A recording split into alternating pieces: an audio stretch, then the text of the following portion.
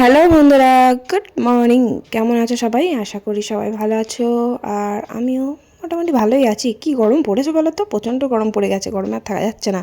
তো থাম্বনেল থেকে তোমরা নিশ্চয়ই বুঝে গেছো যে আজকে কি আছে।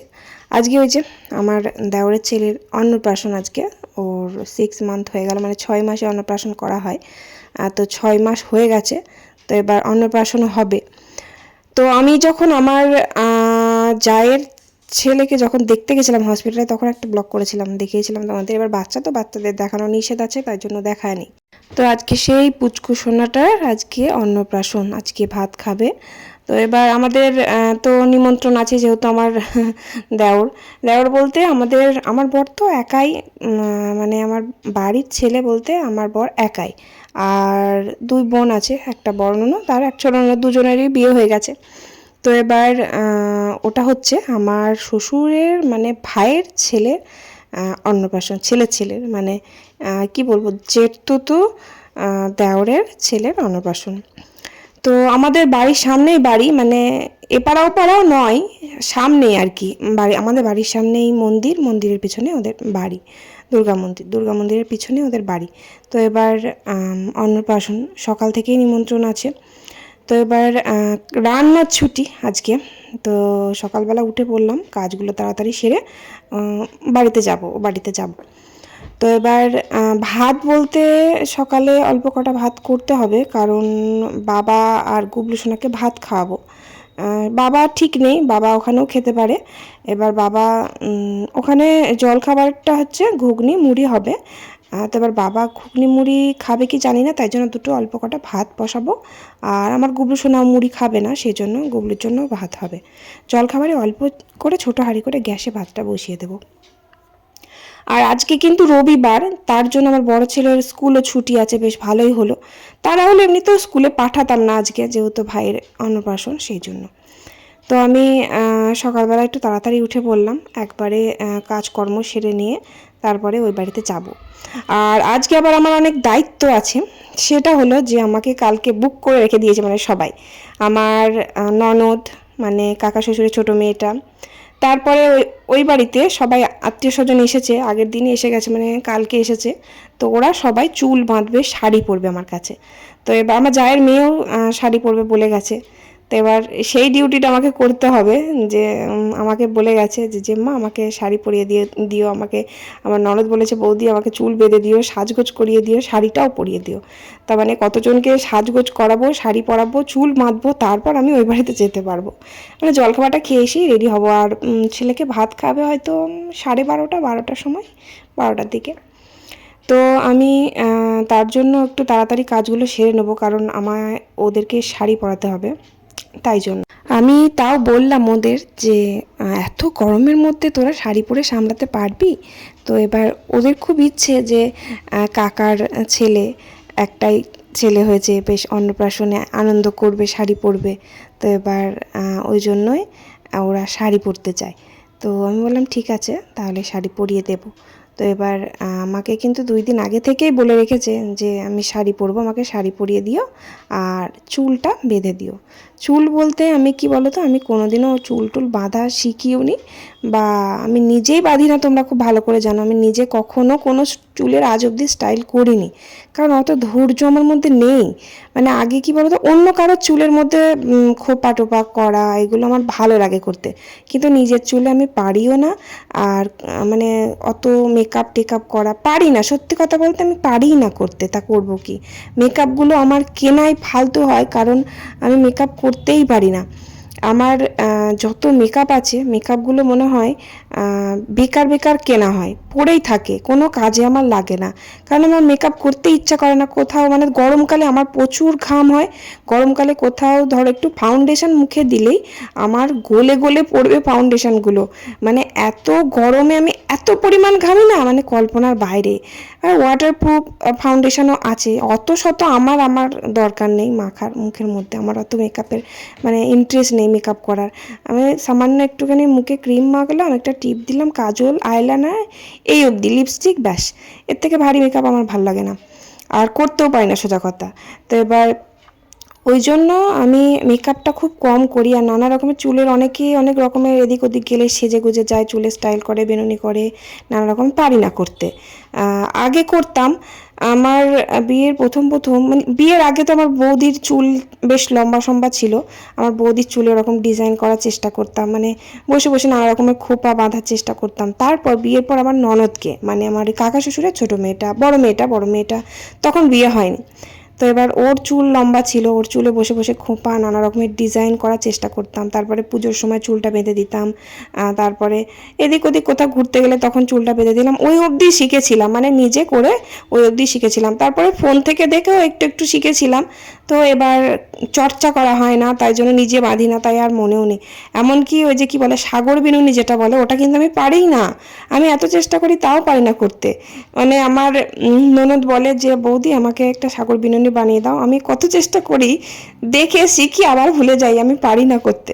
তো এবার আমি বললাম ঠিক আছে, খোপা আমি পারি না তা না। এবার খোপা করে নানা রকমের ডিজাইন করে, কি বলে বেনুনি করে, আবার স্টাইল করে একটু বেশ, কি বলবো বলতে পারছি না। তো এবার ওরকম করতে গেলে তো সময় লাগবে না। আবার আছে কজন, দেখো 1 2 3 4 5 6 জন আছে, তারা চুল বাঁধবে, শাড়ি পরবে, আবার একটু সাজুগুজু করবে, সেই জন্য দেরি হয়ে যাবে। তো দেখি কতদূর কী করা যায়। যাই হোক, আমি ওপরে কাজ টাজ কমপ্লিট করে তারপর চাটা খেয়ে নিচে এলাম। আর মা ভাতটা বসিয়ে দিয়েছিল অনেকক্ষণ আগেই, মায়ের কাজ হয়ে গেছে। মা ওই ছোটো হাঁড়ি করে অল্প করে ভাত বসিয়ে দিয়েছিল বাবার আর গুবলুর জন্য। ভাত হয়ে গেছে, এসে দেখলাম ভাতটা আমি নামিয়ে দিলাম। তারপর এদিকে আমাদের 1 বস্তা আলু নিয়েছে আমার বর। তো এবার আগেকার যে আলুগুলো ছিল সেই আলুগুলো এখনও শেষ হয়নি, আলুগুলো আছে। তো সেগুলো অল্পই ছিল, ওই আলুগুলো আমি তুলে রেখে দিলাম। দিয়ে ঘরটা ভালো করে ঝাঁট দিয়ে আলুগুলো ভালো করে সাজিয়ে দিলাম একটা একটা করে। তার মধ্যে বাছাই করে রেখে দিলাম, তার মধ্যে কয়েকটা পচাও ছিল, সেগুলো আলাদা করে রেখে দিলাম। কারণ ভালো করে ঢেলে না বেছে রেখে দিলে না, ওই একটা পচা আলু থেকে সব আলুগুলো পচে যাবে। তো যাই হোক, তারপর আলুগুলো ঢেলে আমি সাইজ করে রেখে দিয়ে তারপর এই যে শাড়ি পরলাম, শাড়ি পরে সোজা চলে এলাম এই দেওরের বাড়িতে। এখানে জলখাবার খেতে এলাম। জলখাবারে আছে ঘুগনি আর মুড়ি। আর ওই যে ননদকে নিয়ে তারপর আমার শাশুড়ি মাও এলো। আর ওদিকে আমার বর দোকানে কাজ করছিল, আমার শাশুড়ি দোকানে বসেছিল। ও খেয়ে গেল, তারপর আবার ও খেয়ে দিয়ে এলো, তারপর আবার মাকে নিয়ে আমরা এলাম। আর গুবলুকে এখন ভাত খাওয়াইনি, কারণ এখন খাওয়ার টাইম হয়নি। কারণ ওকে 9টার সময়তেই ওকে সকালে একটু দুধ বিস্কিট খাইয়েছি। ওর খিদেটা এখনও হয়নি। আমি এই জলখাবার খেয়ে গিয়ে তারপর ওকে খাওয়াবো। তো তারপর খাওয়া দাওয়া করলাম। খাওয়া দাওয়া করার পর বাইরে এলাম, একটু বসলাম। আর এই যে দেখো বেলুন এখনও টাঙানো হয়নি, টাঙানো হচ্ছে। আর ওই যে দেখো ছোটো একটা বাচ্চা কোলে বসে আছে, ওটাই হচ্ছে দেওরের ছেলে, ওরই আজ অন্নপ্রাশন। তো আমি খুব বেশি দেখাচ্ছি না, কারণ ভিডিওর মধ্যে বাচ্চাদের দেখানো নিষেধ আছে, আমার প্রবলেম হবে চ্যানেলের, সেই জন্য আমি দেখাচ্ছি না। এমনি গুবলুকে বেশিক্ষণ দেখালেই তাই আমার কমেন্ট অফ করে দেয়, তারপর ভিডিও ডিলিট করে দেয়, অনেক কিছুই প্রবলেম হয়। তো তারপর খেয়ে দিয়ে আমাকে তো বসতেই দিল না, তাড়াতাড়ি করে বলছে চলো আমাদের শাড়ি পরিয়ে দেবে, চলো। তাড়াতাড়ি করে চলে এলাম। তারপর এসে আগে আমি গুবলু সোনাকে খাইয়ে দাইয়ে স্নান করিয়ে ওকে জামাটা পরিয়ে দিয়ে মায়ের সাথে পাঠিয়ে দিলাম। কারণ আমার বাড়িতে থাকলে খুব দুষ্টুমি করবে, আমি সাজগোজ করাবো, চুল টুল বাঁধাবো, আমাকে খুব জ্বালাতন করবে, তাই জন্য আমি পাঠিয়ে দিলাম। আর ওখানে সব বাচ্চা কাচ্চা আছে, খেলা করতে পারবে। তাই মা বললো ওকে রেডি করিয়ে দাও, আমি নিয়ে চলে যাই। মাকে দিয়ে পাঠিয়ে দিলাম। তারপর এই যে এটা হচ্ছে আমার জায়ের মেয়ে, ওর কাকার ছেলেরই অন্নপ্রাশন আজকে। তো এবার ও বলল আমাকে তুমি খোপা করে দাও আর শাড়িটা পরিয়ে দেবো। তো খোপাটাই করে দিচ্ছি আমি। কোনো রকমের, মানে ওর চুলটা খুব মোটা। এবার খোপার বান থাকলে খুব ভালো খোপা করানো যায়। খোপার বান ছিল না, খোপার বানটা থাকলে না আমি ঝট করে খোপাটা করে দিতে পারতাম, কারণ খোপার বান দিয়ে আমি দেখেছি কীভাবে খোপা করে। তো আমার একটা ছিল, সেটা গুবলু নিয়ে ছিঁড়ে দিয়েছে। তারপর খুব বড় একদম, মানে আরও বড় সড়ো, যাদের কম চুল না তাদের ঠিক আছে, আর যার মোটা চুল, এত মোটা চুলে এত বড় বান দিলে থাকবে না, মানে খুব বেশি বড় হয়ে যাবে খোপাটা। তো আমি ওই ক্লিপ ছিল না, ব্যাক ক্লিপ থাকলে আবার হয়, খানিকটা। এবার আমি পারি না তো, তাই ওই গার্ডার দিয়েই করেছি, ভিতরে একটা বড় দেখে একটা গার্ডার দিয়েছি, তারপরে কাঁটার দ্বারা তারপরে ক্লিপ ক্লিপ দিয়ে কোনো রকম করেছি খোঁপাটা। মানে খারাপ লাগছে না দেখতে, সুন্দর যেমন যাতে লাগে সেইভাবেই ওকে করে দিয়েছি, ঠিকঠাক খারাপ লাগছে না। তো এবার তোমরা কমেন্ট করে বলো যে খারাপ লাগছে কি। খারাপ তো আমার মনে হচ্ছে না, আমি পারি না, কি করব বলো। এবার ও বড় মুখ করে বলেছে যে যে মামাকে চুলটা বেঁধে দিও, খোপা করে দিও, সেই জন্য যতটুকু পারলাম চেষ্টা করলাম। আর ও একটা শাড়ি এনেছিল, সেই শাড়িটা একটু মানে খুব মানে গরমের মধ্যে খুব ভারী শাড়ি ছিল। তো আমি ওই শাড়িটা বললাম পরতে হবে না, আমার শাড়িটা ওকে দিলাম পরার জন্য। তো ভালো লাগছে, দেখো এই শাড়িটা খুব হালকা, এই হালকা শাড়িটা বললাম পর, এত গরমের মধ্যে এত ভারী শাড়ি পরতে হবে না। তারপর এটা হচ্ছে ওর মাসির ছেলের বউ, এটা ও আমার কাছে খোপাটা করেছে, ওকেও আমি খোপাটা করে দিয়েছি, আর মানে চুলটা বেঁধে দিয়েছি, আর মেকআপটা করবে বললো। এবার মেকআপ বলতে কি মানে আইলাইনার, লিপস্টিক, এই আর কি, ওটুকুনি ওকে করে দিলাম। তারপর আমার ননদের মেয়ে ছিল, ওকেও দুই দুই ননদের দুই মেয়েকে শাড়ি পরিয়ে সাজুগুজু করিয়ে দিয়েছি। তোমার ঘরের অবস্থা দেখো কি, আর গুবলো ওদিকে ঘুমিয়ে গেছে। আর আমি মানে তাড়াতাড়ি করে কোনো রকম রেডি হলাম না, সকালবেলায় স্নানটাও করিনি। আমি ভাবলাম খুব গরম লাগবে, পরে বেলার দিকে স্নান করব। তো এত মানে শরীরটা খারাপ করছিল না আমার, মানে ওদেরকে শাড়ি পরানোর পর এমনি খুব গরম, ঘরের ভেতরে থাকা যাচ্ছে না গরমে। তো ওদেরকে শাড়ি পরানোর পর আমার শরীরের ভেতর কেমন একটা আনচান আনচান করছিল, খুব গরম লাগছিল, মানে মাথাটা ঘুরছিল। এবার ওরা সব সেজে গুজে চলে গেছে, আমি বাড়িতে একাই আছি, কেউ নেই বাড়িতে, ওর বাবাও নেই, ওর বাবাও চলে গেছে। এখন বাজে মানে 2টো, মানে ছেলেটাকে আশীর্বাদ করতেও পারিনি ওদের সাজাতে গিয়ে। তারপর ভাত খাওয়ানোর সময় আমি দেখতে পেলাম না ওদের সাজাতে গিয়ে, অনেকজনকে সাজিয়েছি, তারপরে আমার বড় ননদের মেয়েকেও কাপড় পরিয়েছি, ওই জন্য দেরি হয়ে গেল। তারপর আমি চান টান করে এই হালকা পাতলা এই শাড়িটা পরলাম, আর এই শাড়িটা হচ্ছে আমার ননদের শাড়ি। তো ওই শাড়িটাই পরলাম, গরমের মধ্যে আমার যত শাড়ি আছে সব ভারী শাড়ি, আর 3জনকেই আমি আমার 3টে শাড়ি দিয়ে দিয়েছি পরতে, হালকা পাতলা শাড়িগুলো, তাই জন্য আমি এই ননদের এই শাড়িটা নিয়ে আমি পরলাম এটা। আর খুব হালকা শাড়ি, গরমের মধ্যে আমার ভালো লাগছে না, শাড়িটা পরে কেমন লাগছে কমেন্ট করো। আর এর সাথে ব্লাউজ ম্যাচ ছিল না, তাই জন্য আমি কালো রঙের ব্লাউজটাই পরেছি, তবে মনে হচ্ছে খারাপ লাগছে না, কালো ব্লাউজটা ম্যাচ লাগছে, মানে ভালো লাগছে। লাল শাড়ির সাথে কালো ব্লাউজ যে মানে ম্যাচ যাবে আমি ভাবতে পারিনি, তবে খারাপ লাগছে না।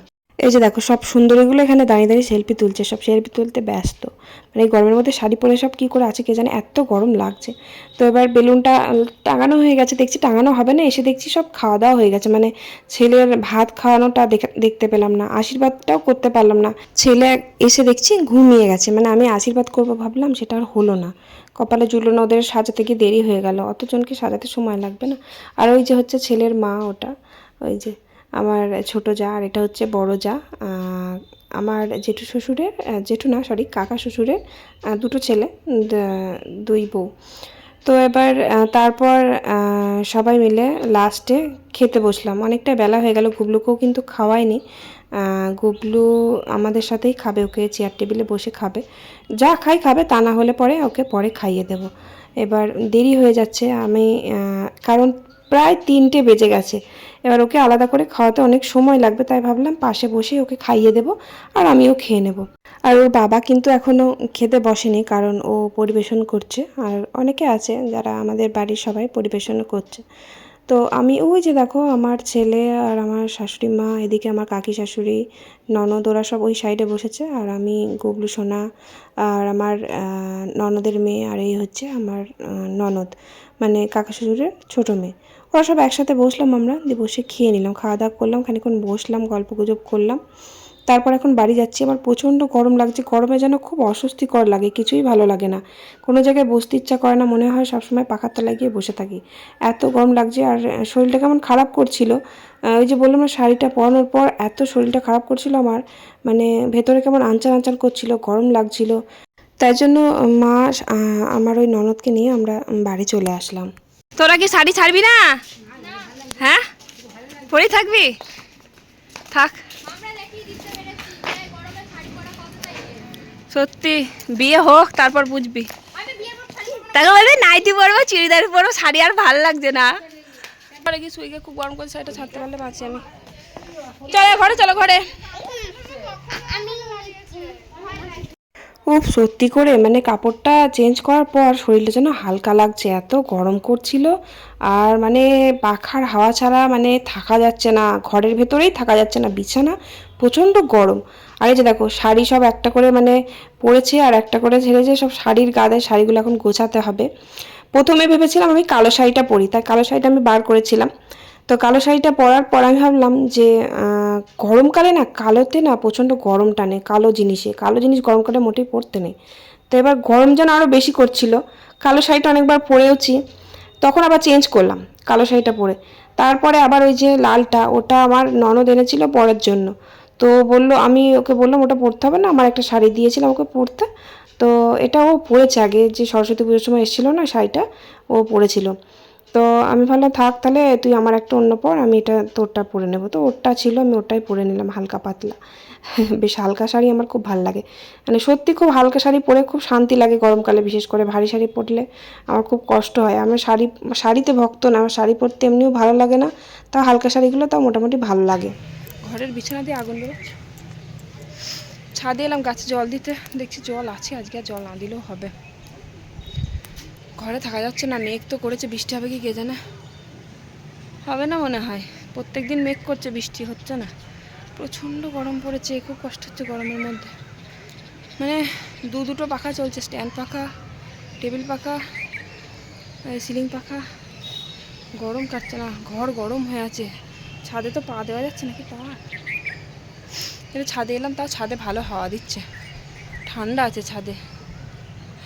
ঘরের মধ্যে থাকা যাচ্ছে না। গুগলু ঘুমিয়েছিল, খাওয়ার আগেও ঘুমিয়ে গেছিলো, ওকে ঘুম থেকে তুলিয়ে খাইয়ে দাইয়ে নিয়ে এলাম, তারপর আর ঘুমায়নি, ও কাকিমার সাথে গেল ঘুরতে।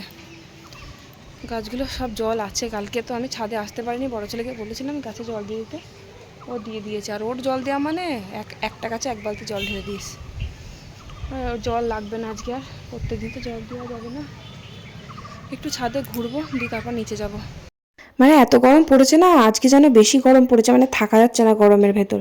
তো এবার ঘর থেকে আমি আর বার হইনি, ওই চুপচাপ শুয়েছিলাম, প্রচণ্ড পায়ে যন্ত্রণা করছিল। তারপর ভাবলাম আর খেতে যাব না রাত্রেবেলা। তো এবার কী বা খাবো, আবার রাত্রেবেলা কি রান্না করব। তো এবার রাত্রেবেলা না গেলে রাগ করবে, সেই জন্য ভাবলাম চলে যাই। তো আমার বর তো প্রচুর দেরি করে খেয়েছে, ওই বেলা 5টার দিকেও খেয়েছে। তাই ও বললো আমি আর খাবো না, তো তোমরা গিয়ে খেয়ে আসো। তো এবার আমি একা একা যাবো, আমি বললাম চলো আমাকে দিয়ে আসবা। তো ওর সাথে এলাম। তো বড় ছেলে ওদিকে খেতে বসেছে, ওই যে দেখো খেতে বসেছে। আর গুবলু সোনা খাবে না, ওকে আমি রাত্রে বাড়িতে গিয়ে ভাত খাইয়ে দেবো। মা আসবে না, মা রাত্রেবেলা বললো খাবো না। আর মাংস হয়েছে রাত্রেবেলা, তো মা বললো যে মাংস তো আমি খাবো না, আমি যাবো না। তো মা প্রেশার কুকারে কটা ভাত বসিয়ে দিয়েছে, তো গুবলুকেও সেই ভাত খাবো। আর মা ওদিকে ভাত খেয়ে নিয়েছে, আমি এলাম। আর বড় ছেলে এদিকে খাচ্ছে, আমি একটু পরে খাবো, ওই যে ননদ এসছে, ননদের সাথে একসাথে বসে খাবো। তো তারপর খেয়ে দিয়ে আবার বাড়ি এলাম, তখন 10টা 15 বেজে গেছে। তো এসে আবার তাড়াতাড়ি করে গুবলু সোনাকে খাইয়ে দিলাম। তো চলো ভিডিওটা এখানে শেষ করি। ভালো লাগলে অবশ্যই লাইক করে কমেন্ট করে দিও। চলো আজকের মতো টাটা, বাই বাই।